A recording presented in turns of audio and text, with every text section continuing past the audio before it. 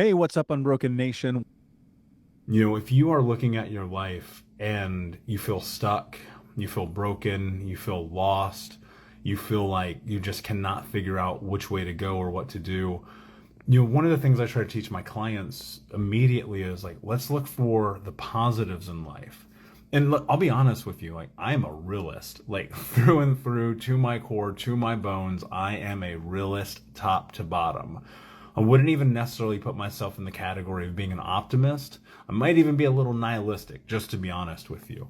But the more that I think about what it means to have gratitude, the more that I'm able to sit in the presence.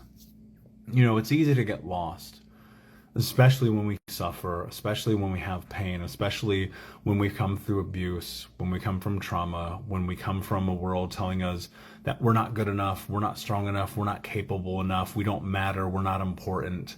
We start letting that narrative dictate our life, right? Think about this. How many times have you found yourself living into the expectations of other people? I found myself there many times over the course of my life where suddenly I'm looking in the mirror and I'm like, I have no idea who the reflection on the other side is. And when you can sit in gratitude, the thing that happens is it brings you to the present. And look, I'm not saying that you're not having a hard day, because look, sometimes you have a hard day. But one of the things that happens far too often is people let those hard days turn into hard weeks, into hard months, into hard years, into a hard life. And I don't know about you, but that doesn't sound very appeasing. Doesn't sound very appetizing, I guess I should say, not appeasing. Um, and how do you find the positive if you can't remember because you were stuck in survival mode?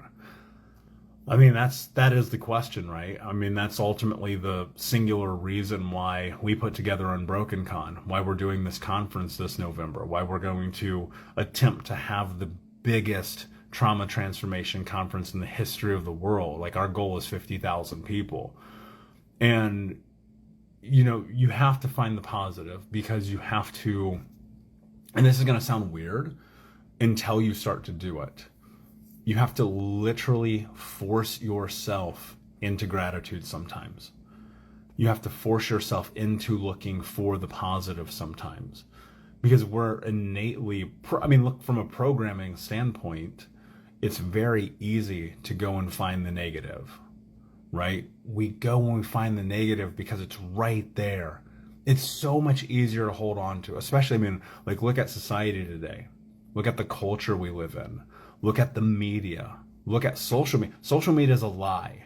Like, I'm telling you guys this. I can't stress this enough. Even as someone who is on this every single day and trying to bring value to the world, like, I do not get caught up in the scrolling and the reading and the commenting and the liking. Like, and I know, like, a lot of times I don't even reply to the comments you guys make, and it's not because I don't want to. It's just because I know if I get caught up in this world, what happens?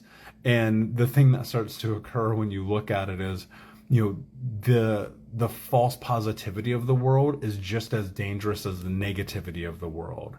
And there's a lot of people who will leverage false positivity and be like, oh, life is great, life is grand, everything's perfect, there's no problems. That's dangerous. Like, that is super dangerous, because you're not being realistic. Because I'm going to tell you right now, like, there are problems in the world. There are moments of suffering. There is pain. And that doesn't mean that there cannot be joy and happiness and love and compassion and hope in that same exact space. It's a dichotomy, right?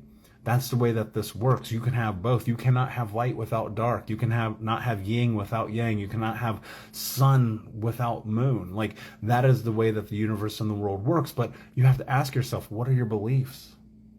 What are you attaching yourself to? What is the thing that you're looking at and calling your attention to on a day in and day out basis? Because so many people, what they do is they go, oh, I got stuck in traffic today. And it pisses them off to the point that it controls their entire day. Like, think about this. We've all been guilty of this, right? You're like, oh man, I hate this damn traffic. Right? We've all been there. Like, this is the worst thing that's ever happened to me. And it's like, well, ask yourself this. Ask yourself this. When you're 85 and you look back at this moment, do you think that traffic would have been that important that it controls your entire day?